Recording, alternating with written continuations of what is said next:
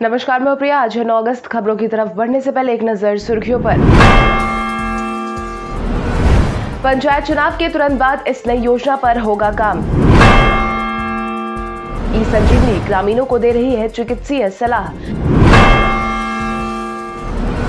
बिहार में 15 अगस्त से गांव में भी बनेगा जाति, आवासीय और आय प्रमाण पत्र। मैट्रिक इंटर डमी रजिस्ट्रेशन में करे गलती का सुधार। पटना हाईकोर्ट ने बिहार के सभी नर्सिंग कॉलेज और स्कूल की जांच करने का जारी किया आदेश। अब चले बढ़ते हैं बिहार की 25 बड़ी खबरों की ओर विस्तार से। मैट्रिक इंटर डमी रजिस्ट्रेशन में करे गलती का सुधार।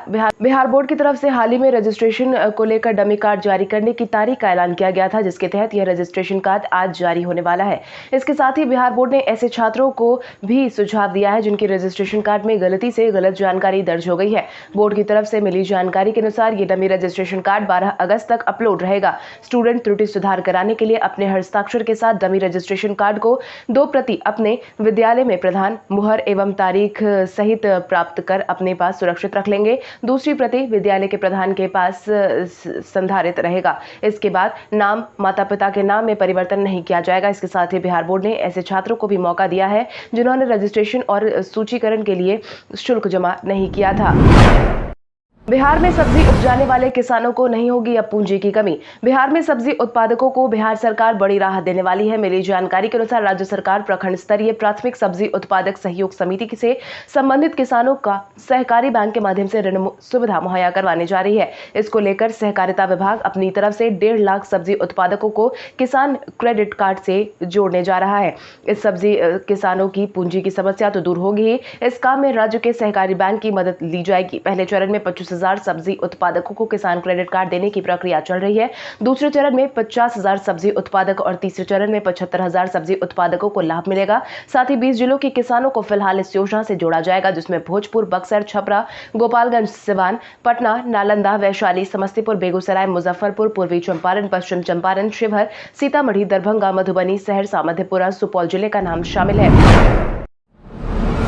रेल यात्रियों के लिए खुशखबरी। यात्रीगण कृपया ध्यान दें। रेलवे प्रशासन ने यात्रियों की सुविधाओं को ध्यान में रखते हुए सहरसा पाटलिपुत्र से सहरसा विशेष एक्सप्रेस गाड़ी के परिचालन का निर्णय लिया है। वरिष्ठ मंडल वाणिज्य प्रबंधक सरस्वती चंद्र ने इस बात की जानकारी दी है। उन्होंने बताया कि सहरसा पाटलिपुत्र एक्सप्रेस 10 अगस्त से अगले आदेश तक सहरसा से प्रतिदिन रात 11:30 बजे प्रस्थान करेगी और सिमरी, बख्तियारपुर, मानसी, खगड़िया, बेगूसराय, बरौनी, हाजीपुर होते हुए अगले दिन सुबह पाटलिपुत्र पहुंचेगी। वहीं पाटलिपुत्र सहरसा विशेष एक्सप्रेस गाड़ी 11 अगस्त से अगले आदेश तक पाटलिपुत्र से प्रस्थान करेगी और दोपहर तक सहरसा पहुंचेगी। हालांकि रेलवे की तरफ से इन गाड़ियों में यात्रा के लिए आरक्षण को अनिवार्य किया गया है। यात्रा के दौरान कोविड-19 के संबंध में जारी दिशा निर्देश का पालन अनिवार्य है। इसके अलावा यात्रियों की सुविधा के लिए सहरसा आनंद विहार सहरसा विशेष ट्रेन का भी परिचालन किया जा रहा है, जो कि प्रत्येक रविवार को चलाई जाएगी। डीएलएड फेस टू फेस परीक्षा 2022 के आवेदन फॉर्म हुए जारी। बिहार विद्यालय परीक्षा समिति ने द्वितीय diploma in elementary education face to face प्रशिक्षण सत्र 2020-22 के पहले साल और प्रशिक्षण सत्र 2019-21 के दूसरे साल के सैद्धांतिक विषयों की परीक्षा को ऑनलाइन परीक्षा आवेदन पत्र भरने और शुल्क जमा करने को लेकर नोटिस जारी कर दिया है, जिसके तहत ऑनलाइन परीक्षा आवेदन पत्र बीएसईबी की आधिकारिक वेबसाइट secondary.biharboardonline.com पर उपलब्ध है। बिहार बोर्ड की माने तो बिना विलंब शुल्क के परीक्षा आवेदन पत्र भरने और परीक्षा शुल्क जमा कराने की तारीख 9 अगस्त 2021 से 19 अगस्त 2021 तक निर्धारित की गई है। आवेदन भरने और शुल्क जमा कराने की अंतिम तारीख 20 अगस्त है। बिहार पंचायत चुनाव में काउंटिंग को लेकर आयोग ने जारी किए निर्देश। बिहार पंचायत चुनाव में काउंटिंग को लेकर राज्य निर्वाचन आयोग ने दिशा निर्देश जारी कर दिया है, जिसके तहत मतगणना हॉल और मेजों की संख्या के निर्धारण को लेकर निर्देश दिया गया है। राज्य निर्वाचन आयोग की तरफ से साझा की गई जानकारी के अनुसार संबंधित प्रखंड के न्यूनतम 4 पंचायतों की मतगणना प्रत्येक चक्र में एक साथ कराई जा सकेगी। इस दौरान निर्वाची पदाधिकारी पिछले विधानसभा चुनाव 2020 में नियुक्त किए गए अतिरिक्त सहायक निर्वाची पदाधिकारी की सहायता ले सकते हैं। साथ ही जरूरत पड़ने पर सहायक निर्वाची पदाधिकारी की नियुक्ति की जा सकती है। आयोग के अनुसार प्रत्येक मतगणना हॉल में मेजों की घेराबंदी की समुचित व्यवस्था की जाएगी, ताकि गणना एजेंटों द्वारा वोटिंग मशीन को हाथ नहीं लगाया जा सके। बीपीएससी 65वीं प्रतियोगिता परीक्षा से जुड़े अभ्यर्थियों के लिए जारी हुआ नोटिस।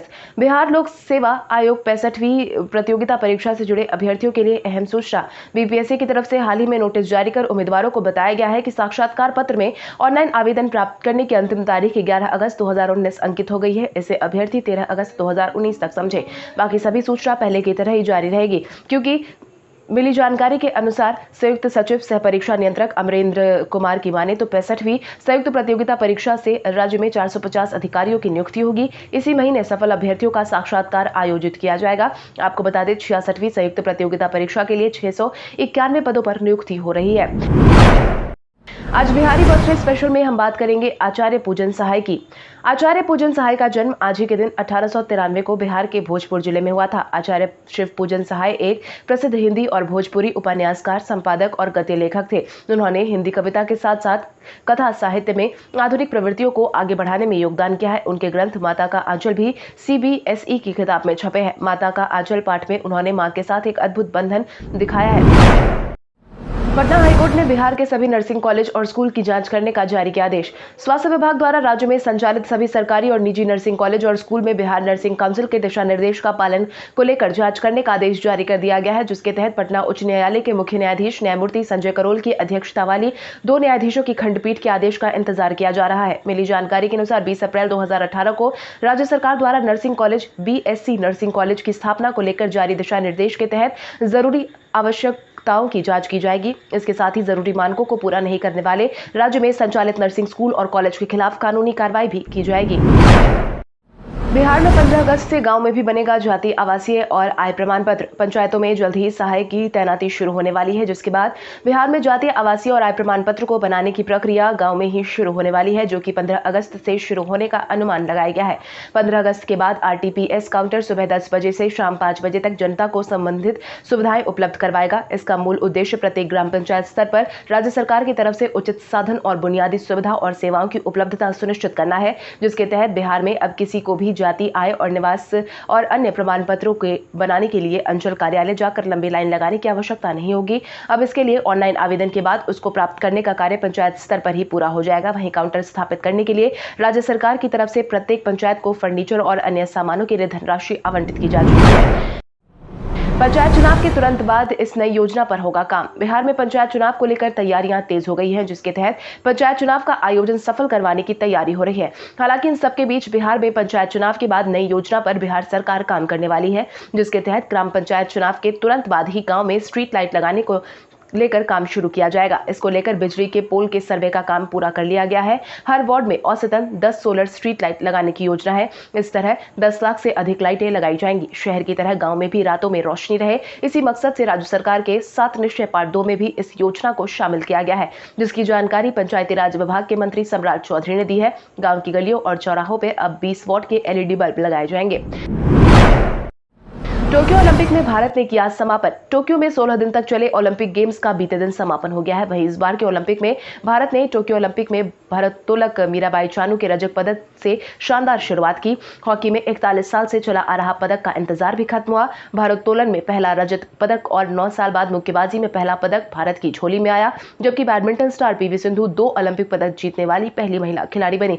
मुक्केबाजी रिंग में असम की 23 साल की लवलीना बोरगोहेन ने कांस्य पदक हासिल किया। वहीं रवि कुमार दहिया ओलंपिक में रजत पदक जीतने वाले दूसरे भारतीय पहलवान बने। वहीं इस खेल का अंत शानदार रहा, जिसके तहत नीरज चोपड़ा के भाला फेंक के स्वर्ण पदक ने 4 चांद लगा दिए, जिससे भारत ने 13 साल बाद स्वर्ण और एथलेटिक्स में पहला पदक हासिल किया है। ई-संजीवन ग्रामीणों को दे रहा है चिकित्सीय सलाह। कोरोना संक्रमण काल में ग्रामीण क्षेत्रों में रहने वाले लोगों के लिए ई-संजीवनी प्लेटफॉर्म काफी कारगर साबित हो रहा है। यह कहना है बिहार सरकार के स्वास्थ्य मंत्री मंगल पांडे का। हाल ही में 21 फरवरी 2021 को बिहार सरकार ने उप स्वास्थ्य केंद्र पर ई-संजीवनी की शुरुआत की। इसमें 2263 स्वास्थ्य उपकेंद्रों को 245 प्राथमिक स्वास्थ्य केंद्र, सामुदायिक स्वास्थ्य केंद्र और जिला अस्पताल से जोड़ा गया है। मंगल पांडे की माने तो कोरोना संक्रमण काल के पहले लहर में कई लोगों को डॉक्टर ने सलाह देते हुए कई दिक्कतों का सामना करना पड़ा था, लेकिन अब बिहार में 2,50,000 से अधिक ग्रामीणों ने उप स्वास्थ्य केंद्रों पर पहुंचकर ई-संजीवनी प्लेटफॉर्म की सहायता से निःशुल्क ऑनलाइन चिकित्सीय परामर्श प्राप्त किया है। क्राइम कंट्रोल को लेकर पटना एसएसपी ने लगाई थानेदारों की क्लास। रविवार को पटना एसएसपी उपेंद्र कुमार शर्मा ने क्राइम के ग्राफ को कंट्रोल करने के लिए पटना पुलिस कार्यालय में जिले के सभी थानेदारों के साथ क्राइम मीटिंग की, जिसके साथ ही राजधानी पटना में अपराध पर काबू पाने को लेकर पटना पुलिस ने कवायद तेज कर दी है। इस बाबत पटना पुलिस कार्यालय के सेंट्रल इन्वेस्टिगेशन रूम में एसएसपी ने पटना जिले के सभी थानेदारों की क्राइम मीटिंग बुलाई। 3 घंटे तक चली इस बैठक में खत्म होने के बाद एसएसपी उपेंद्र कुमार शर्मा ने बताया कि इस क्राइम मीटिंग में हाल के दिनों में हुए आपराधिक घटनाओं की समीक्षा की गई। इसके साथ ही सावन की सोमवारी के दौरान प्रोटोकॉल के उल्लंघन को लेकर भी निर्देश दिए गए हैं। पोस्टर से तेजस्वी का नाम गायब होने पर तेज प्रताप ने दी सफाई। बीते दिन राष्ट्रीय जनता दल के प्रदेश कार्यालय में लालू प्रसाद यादव के बड़े बेटे की तरफ से बैठक बुलाई गई थी, जिसमें युवा कार्यकर्ताओं को शामिल किया गया था। गौर करने की बात यह रही कि इस बैठक में तेज प्रताप यादव तो पहुंचे, लेकिन इस कार्यक्रम को लेकर जारी किए गए पोस्टर में तेजस्वी यादव गायब दिखे, जिसको लेकर तेज प्रताप यादव ने अपनी सफाई दी है और कहा है कि तेजस्वी यादव हमारे दिल में रहते हैं, वो हमारे अर्जुन है। उन्होंने कहा कि तेजस्वी यादव बिहार के भावी मुख्यमंत्री है, पोस्टर से क्या होता है। चिराग पासवान ने बिहार में कभी भी विधानसभा चुनाव के आयोजन की कही बात। लोजपा वर्तमान समय में 2 फाड़ में बटी है, लेकिन चिराग पासवान को विधानसभा चुनाव होने की चिंता ज्यादा है। यही कारण है कि लगातार चिराग पासवान बिहार में सरकार गिरने का दावा करते आए हैं। इसी कड़ी में चिराग पासवान ने अपने आशीर्वाद यात्रा के दौरान एक बार फिर से बिहार में लोकसभा चुनाव से पहले ही विधानसभा चुनाव के आयोजन की बात कही है। आशीर्वाद यात्रा के क्रम में रविवार को शिवहर पहुंचे चिराग पासवान ने कहा कि लोकसभा से पहले बिहार में मध्यावधि चुनाव होगा। इस चुनाव के बाद बिहार में सरकार बनाने में लोजपा की अहम भूमिका होगी। बिहार की जनता सरकार की नीतियों से खुश नहीं है, अपराध की घटनाएं बढ़ी हैं। उपेंद्र कुशवाहा से मिलने पहुंचे जदयू के नवनियुक्त राष्ट्रीय अध्यक्ष। जदयू के राष्ट्रीय अध्यक्ष ललन सिंह ने जब से कुर्सी संभाली है तब से बिहार की राजनीति में काफी ज्यादा एक्टिव नजर आ रहे हैं। इसी क्रम में बीते दिन ललन सिंह जदयू के संसदीय दल के अध्यक्ष उपेंद्र कुशवाहा से मिलने पहुंचे। इन दोनों नेताओं ने बंद कमरे में काफी देर तक बातचीत की। जानकारों की माने तो इन दोनों नेताओं के बीच की मुलाकात काफी अहम है। इससे पहले भी दोनों नेताओं ने मुलाकात की थी।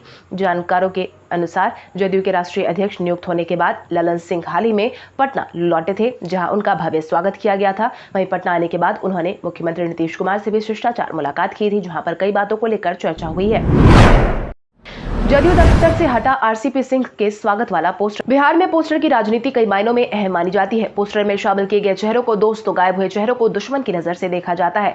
पार्टी चाहे कोई हो, पोस्टर की मान्यता काफी ज्यादा रहती है। इसी कड़ी में जनता दल यूनाइटेड कार्यालय के बाहर आरसीपी सिंह के स्वागत वाले पोस्टर को कुछ देर बाद ही हटा दिया गया। इस पोस्टर को लगाने के बाद काफी ज्यादा हंगामा होने लगा था, क्योंकि इस पोस्टर में ललन सिंह और उपेंद्र कुशवाहा की तस्वीर गायब थी, जिसके बाद पार्टी की तरफ से कार्रवाई की गई और पोस्टर को जदयू कार्यालय के सामने से हटा दिया गया था, ताकि इसको लेकर शुरू हुआ बवाल आसानी से रुक जाए। जीन्स पहनने वालों की राजद में कोई एंट्री नहीं वाले बयान पर भाजपा ने दी प्रतिक्रिया। यह बातें किसी और ने नहीं बल्कि राजद के प्रदेश अध्यक्ष जगदानंद सिंह ने कही थी। उन्होंने राजनीति और जीन्स को एक दूसरे से जोड़ दिया था। जगदानंद सिंह का मानना था कि जो लोग जीन्स पहनते हैं वो कभी राजनीति नहीं कर सकते। हालांकि इसको लेकर अभी कोई लिखित आदेश जारी नहीं किया गया है, लेकिन साफ संकेत दे दिए गए हैं कि राजद में शामिल होने वालों को जीन्स पहनने की अनुमति नहीं होगी। वहीं जगदानंद सिंह के इस बयान पर भाजपा और राजद की प्रतिक्रिया सामने आई है। दोनों पार्टियों ने उन्हें अपनी मानसिकता बदलने की सलाह दी। भारत के इतिहास में आज की तारीख कई कारणों से दर्ज। 1942 में महात्मा गांधी को ब्रिटिश सरकार ने गिरफ्तार किया था। 1970 में देश के महान स्वतंत्रता सेनानी और गुमनाम नायक त्रिलोकीनाथ चक्रवर्ती का निधन हुआ था। उन्होंने अपने जीवन के 30 साल जेल में गुजारे। वो संभवतः सबसे लंबे समय तक जेल में रहने वाले स्वतंत्रता सेनानी थे। 1971 में भारत रूस मैत्री संधि पर हस्ताक्षर हुआ। 2005 में नासा का मानवयुक्त अंतरिक्ष यान डिस्कवरी 14 दिन की अपनी साहसिक और जोखिम भरी यात्रा के बाद कैलिफोर्निया स्थित एयरबेस पर सकुशल उतरा था। बिहार में जमीन अधिग्रहण को लेकर कैग रिपोर्ट में हुआ बड़ा खुलासा। जमीन अधिग्रहण से संबंधित परेशानियां बिहार में आम बात है। पथ निर्माण विभाग की कई योजनाएं इसी के कारण अटकी हुई है। इसका खुलासा हाल ही में जारी किए गए कैग की रिपोर्ट में हुआ है, जिसमें कहा गया है कि जमीन अधिग्रहण में लंबा समय लगने के कारण जमीन की कीमत 150 गुना तक बढ़ जाती है। भूमि अधिग्रहण मामले में कैग की रिपोर्ट में 7 जिलों को लेकर खुलासा किया गया है।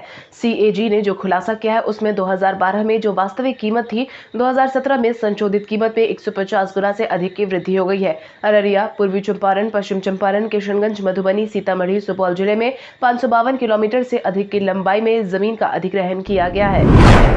बिहार के 78 लाख किसानों के खाते में जाएगी पीएम किसान निधि की 9वीं किस्त। प्रधानमंत्री किसान सम्मान निधि योजना के तहत आज किसानों के खाते में 2000 की 9वीं किस्त जाने वाली है। बिहार में अगर हम बात करें तो बिहार में ऐसे 78 लाख किसान हैं जिनके खाते में आज राशि जाएगी। वहीं इस बाबत राज्यसभा सांसद सुशील मोदी ने राहुल गांधी पर निशाना साधा है, जिसके तहत उन्होंने कहा कि केंद्र सरकार ने हाल ही में बढ़े हुए समर्थन मूल्य पर गेहूं की रिकॉर्ड खरीद की है। इससे 80,000 करोड़ रुपए किसानों के खाते में आए हैं और सबसे ज्यादा फायदा पंजाब हरियाणा के किसानों को हुआ है। राहुल गांधी के ट्रैक्टर से संसद भवन जाने या जंतर मंतर पर धरना देने की नौटंकी से किसान गुमराह होने वाले नहीं हैं। बीपीएससी 67वीं परीक्षा से बड़ी संख्या में होगी अधिकारियों की नियुक्ति। कोविड-19 के मामलों में कमी आने के साथ ही बिहार लोक सेवा आयोग की परीक्षाओं का संचालन करने की योजना बनाई जा रही है, जिसके तहत बीपीएससी के 67वीं परीक्षा के आयोजन होने के बाद बिहार को कई अधिकारी मिलने वाले हैं। इस बाबत 7 विभागों ने 225 रिक्तियों के लिए वैकेंसी की जानकारी भेज दी है। इसमें सबसे अधिक ग्रामीण विकास पदाधिकारी की 133 रिक्तियां शामिल है। आयोग के संयुक्त सचिव सह परीक्षा नियंत्रक अमरेंद्र कुमार ने इस बात की जानकारी दी। इस बाबत उन्होंने बताया कि अब तक गृह विभाग से पुलिस उपाधीक्षक के रिक्त पदों के लिए सूचना जारी नहीं आई है। मिली जानकारी के अनुसार 15 अगस्त तक सभी विभागों से वैकेंसी की जानकारी बीपीएससी को प्राप्त हो जाएगी। इसके बाद 1 सप्ताह तक आयोग वैकेंसी का इंतजार करेगा। बिहार में कोविड-19 के मिले 50 से कम मामले। स्वास्थ्य विभाग की तरफ से मिली जानकारी के अनुसार बिहार में बीते दिन के पिछले 24 घंटे में कुल मिलाकर 34 नए मामलों की पुष्टि हुई है, जिसके बाद बिहार में एक्टिव मरीजों की संख्या 309 पर पहुंच गई है। इसके साथ ही अगर हम प्रभावित जिलों की बात करें तो अरवल में 1, भागलपुर में 1, भोजपुर में 1, ईस्ट चंपारण में 2, गया में 1, गोपालगंज में 1, कैमूर में 1, किशनगंज में 1, लखीसराय में 2, मुजफ्फरपुर में 4, नालंदा में 4, पटना में 3, रोहतास में 1, सहरसा में 2, समस्तीपुर में 1, सीतामढ़ी में 2, शिवहर में 2, वैशाली में 3, वेस्ट चंपारण में 1 मामले की पुष्टि हुई है। इसके साथ ही अररिया, बांका, बेगूसराय, बक्सर, दरभंगा, जमुई, जहानाबाद, कटिहार, खगड़िया, मधेपुरा, मधुबनी, मुंगेर, नवादा, पूर्णिया, सारण, शेखपुरा, सिवान, सुपौल में एक भी मामले की पुष्टि नहीं हुई है। इसके साथ ही बीते दिन के पिछले 24 घंटे में कुल मिलाकर 1,43,851 सैंपल की जांच की गई। वहीं इस दौरान 45 मरीज ठीक होकर घर वापस लौटे हैं। इंग्लैंड के खिलाफ पहला टेस्ट मैच हुआ ड्रॉ। भारत और इंग्लैंड के बीच सीरीज के पहले टेस्ट मैच में लगातार बारिश के कारण 5वें दिन का खेल नहीं हो सका। 5 मैचों की टेस्ट सीरीज के पहले मुकाबले में अंतिम दिन कोई गेंद नहीं फेंकी जा सकी, जिससे यह मैच ड्रॉ कर दिया गया है। आपको बता दें, भारत ने इस मैच में इंग्लैंड की पहली पारी में 183 रन पर समेट दी थी, जिसके बाद अपनी पहली पारी में 278 रन बनाए और 95 रन की बढ़त हासिल की। इसके बाद इंग्लैंड ने दूसरी पारी में 303 रन बनाए, जिसमें कप्तान जो रूट का शतक खास रहा। अब आइए जानते हैं सराफा बाजार और पेट्रोल डीजल के क्या थे भाव। अगर हम सराफा बाजार की बात करें तो सोने का भाव 8 अगस्त को 22 कैरेट के लिए प्रति 10 ग्राम 44,890 रुपए था। वहीं 24 कैरेट के लिए प्रति 10 ग्राम 48,140 रुपए था। इसके साथ ही अगर हम चांदी की बात करें तो चांदी का भाव प्रति किलो 65,000 रुपए था। वहीं राजधानी पटना में पेट्रोल की कीमत 104.25 रुपए प्रति लीटर और डीजल 95.51 रुपए प्रति लीटर था। कल हमारे द्वारा पूछे गए सवाल का जवाब आप में से बहुत सारे यूजर ने हमें कॉमेंट करके दिया था, उसके लिए आपका बहुत बहुत धन्यवाद।